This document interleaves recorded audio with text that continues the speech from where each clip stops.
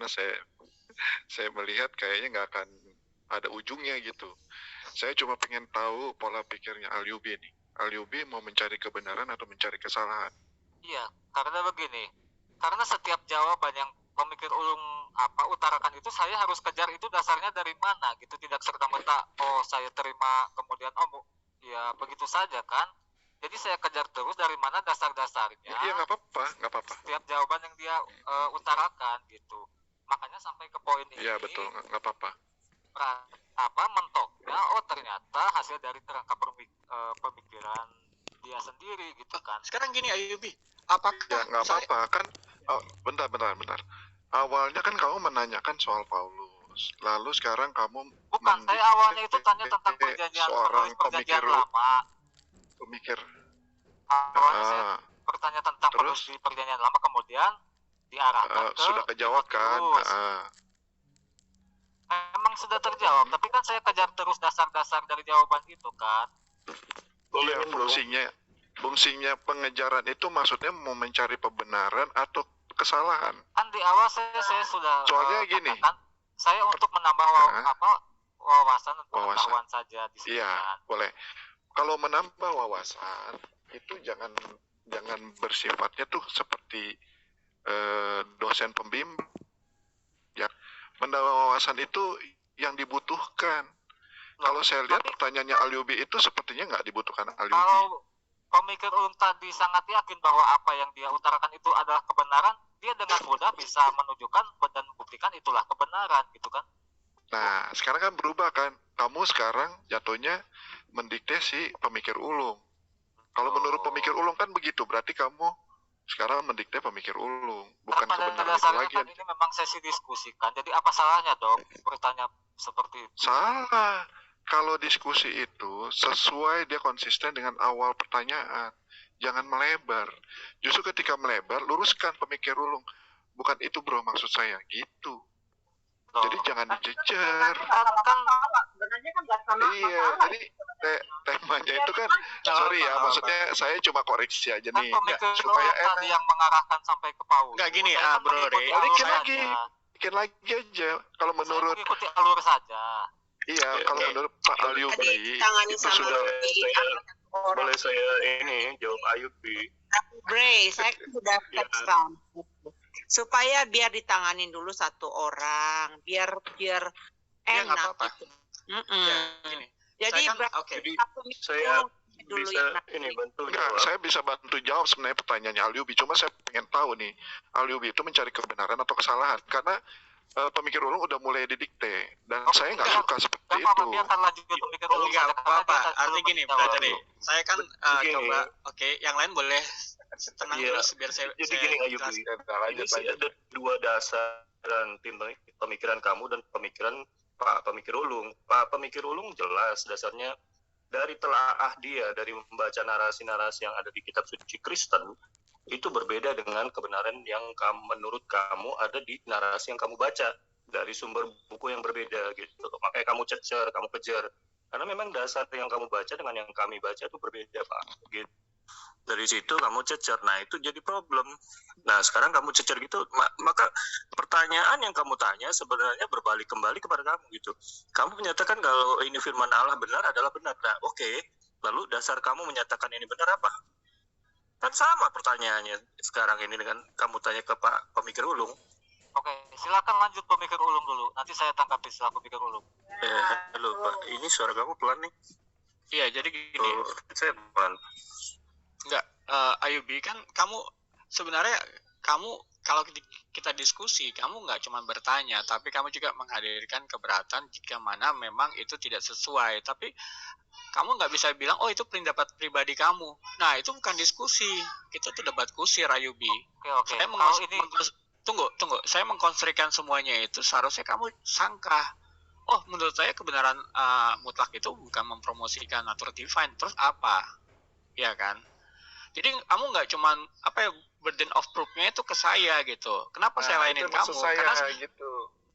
Karena burden of proof-nya itu buat kita berdua. Kalau kita diskusi, saling membuktikan, saling menegasikan, sehingga nanti argumen yang paling superior itu yang bisa diterima gitu. Itu dalam, saya nggak bicara tentang iman juga Ayubi, saya sekarang nih berbaik hati untuk ngajarin kamu bagaimana berpikir dan berlogika yang sehat gitu.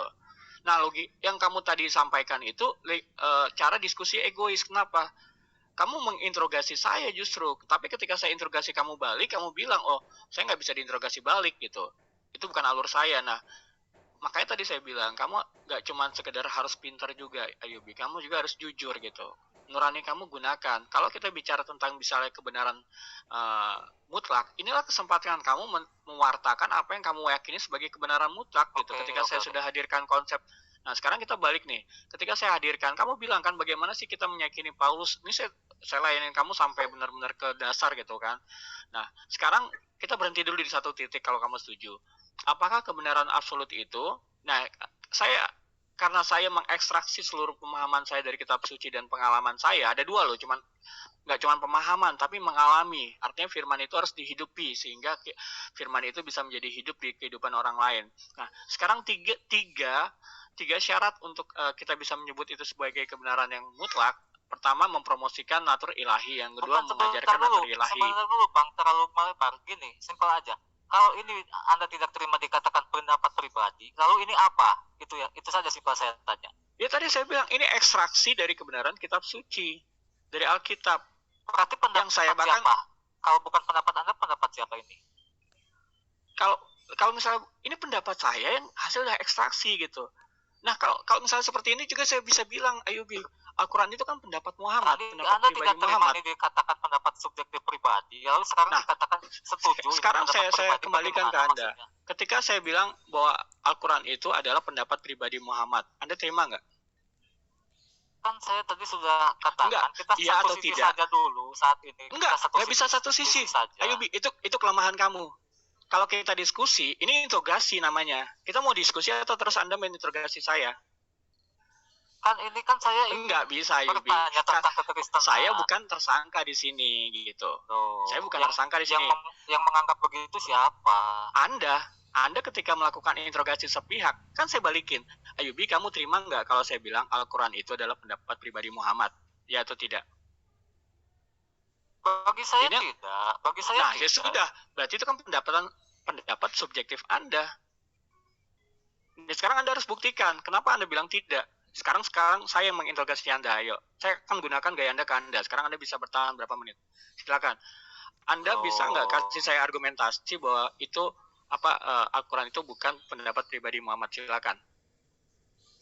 Kok jadi saya yang ditanya? Saya kan yang bertanya di awal tadi. Payroll Anda tuh gampang banget, Ayubi. Kan kita diskusi, bukan Anda tanya kan saya ngajarin Anda. Kan tadi Anda bilang, oh Anda tidak menginterogasi saya. Kan saya balikin. Oke, sekarang kalau saya tanya, Al-Quran itu adalah pendapat pribadi Muhammad atau tidak, Anda bilang tidak. Buktikan, Ayubi.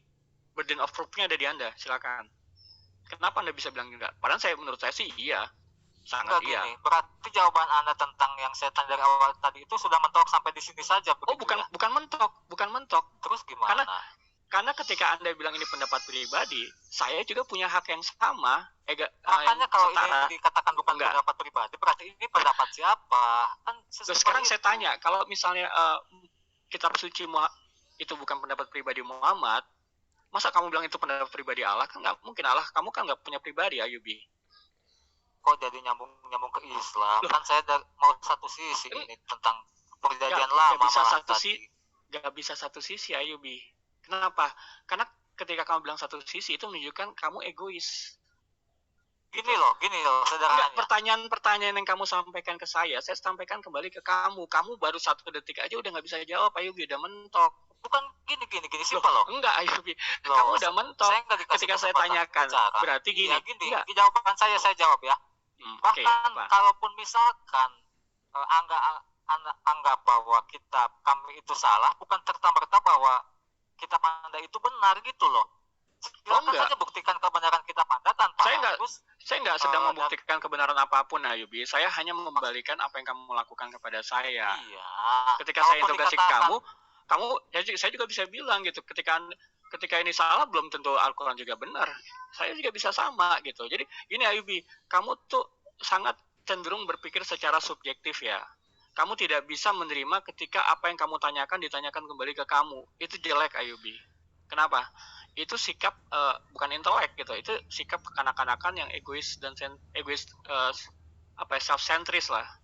Karena apa yang saya tanyakan ini sudah kamu lakukan. Bukan Dan saya masalahnya, menjawab saya dari berapa awal menit. itu pengen tahu tentang apa kitab di kalian loh, Nah, bukan jadi saya gini, yang artinya mau cara kamu bertanya dan menerima jawaban itu juga harus diperbaikin, Ayubi. Karena ketika kamu diposisikan seperti kamu menanyakan saya, kamu akhirnya berkelit sana sini. Saya nggak berkelit, saya jelaskan loh dari runutan, walaupun saya tahu kamu cuma cari kesalahan dan cari pembenaran diri sendiri gitu. Apakah Tapi saya kita dengan tidak sabar. boleh berpikir kritis? Sekarang oke. Kita kamu tadi bilang berpikir kritis ya, saya suka nih, karena kamu bilang kata berpikir ya. Sekarang parameter kamu berpikir kritis apa? Ya mencari tahu dasar suatu dari jawaban-jawaban Anda tadi, dasar-dasarnya apa saja, apakah Misalnya bisa diterima atau tidak. Oke, saya misalnya tanya tadi, ketika Anda bilang, Anda nggak menjawab loh bahwa argumen Anda mengenai Al-Quran itu adalah pendapat pribadi Muhammad. Saya memang tidak mau menjawab, karena kan saya di sini hanya ingin bertanya dari awal ya, juga. Artinya, ketika Anda tidak punya jawaban dan Anda mentok terhadap situasi seperti itu, kemudian Anda paksakan bahwa Anda harus menggali dasar berpikir orang lain, itu egois, Ayubi.